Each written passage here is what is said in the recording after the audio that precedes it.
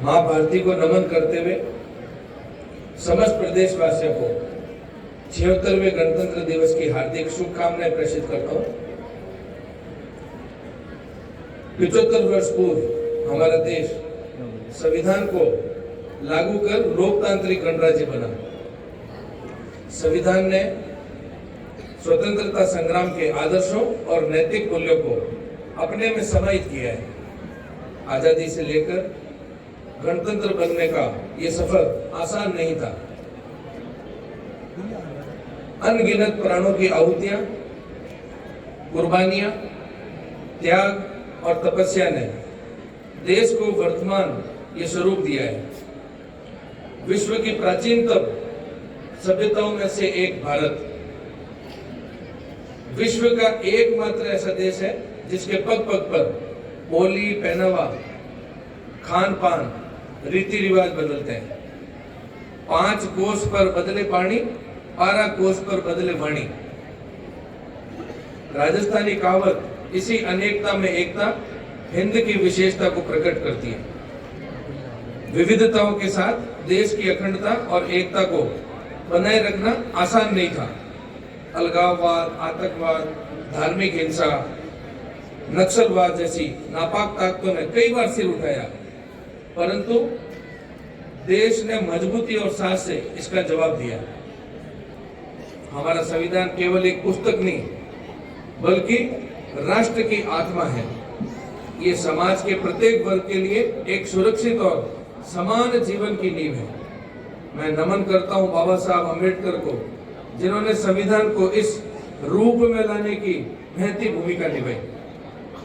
देश और संविधान निर्माण में बाबा साहब के अमूल्य योगदान के लिए हम सदैव ऋणी रहेंगे। इसी भावना को ध्यान में रखते हुए माननीय प्रधानमंत्री जी ने बाबा साहब के जीवन से जुड़े 5 स्थानों का पंच तीर्थ के रूप में विकास कराया, ताकि आने वाली पीढ़ियां युगों युगों तक देश निर्माण में उनके योगदान को जान सके। आर्यभट्ट से लेकर आदित्य L1 तक का अंतरिक्ष में सफर हो या न्यूक्लियर पावर बनने का, वैश्विक स्तर पर हमने हर मोर्चे पर धाक जमाई है। 1947 में जब हम स्वतंत्र हुए तो अर्थव्यवस्था गरीब और विकासशील थी, लेकिन आज भारत विश्व की 5वीं सबसे बड़ी अर्थव्यवस्था है। केंद्र एवं प्रदेश सरकार उद्योग, व्यापार, कृषि, सेवा सहित सभी क्षेत्रों में महत्वपूर्ण निर्णय ले रही है, जिससे देश की अर्थव्यवस्था मजबूत हुई है और रोजगार के सुनहरे अवसर सृजित हुए हैं। लेकिन हमारी ये उपलब्धि तब तक अधूरी है जब तक कि ये समावेशी नहीं हो, सस्टेनेबल नहीं हो। मंत्री श्री भजनलाल जी शर्मा के नेतृत्व वाली प्रदेश सरकार ने संविधान में निहित लोक कल्याण की मूल भावना को विभिन्न नीतियों एवं योजनाओं के माध्यम से साकार किया है। राज्य सरकार ने शिक्षा, खेल, महिला सशक्तिकरण, रोजगार, उद्योग के क्षेत्र में अनेक पहलों से समावेशी समाज का निर्माण किया है। राइजिंग राजस्थान समिट में लगभग 35 लाख करोड़ के MOU अब धरातल पर आने शुरू हो चुके हैं। ये नए निवेश राज्य के औद्योगिक परिवेश में बदलाव के साथ रोजगार सृजन के नए अवसर लाएंगे। $180 बिलियन राज्य अर्थव्यवस्था को $350 बिलियन की अर्थव्यवस्था बनाने का एक महत्वपूर्ण कदम साबित होगा।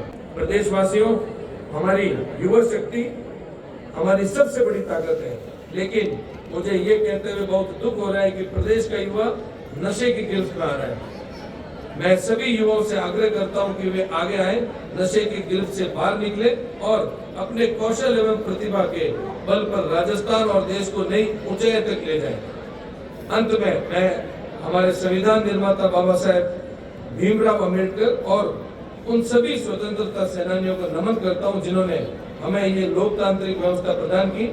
आइए हम सभी मिलकर संकल्प लें कि हम राजस्थान और भारत को हर क्षेत्र में अग्रणी बनाएंगे।